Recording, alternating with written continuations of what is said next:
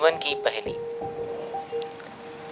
मनुष्य को जो जीवन मिला है वो इसे महसूस करता है और इसका अनुभव भी करता है, लेकिन जिस वातावरण में रहता और बढ़ता है, इसकी भावनाएं उसी समाज के साथ जुड़ी हुई होती हैं जिसमें वो पैदा हुआ है।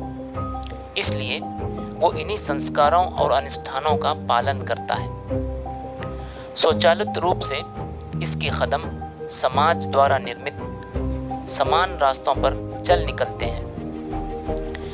वो जीवन के बारे में ठोस और बुनियादी प्रश्नों पर विचार नहीं करना चाहता।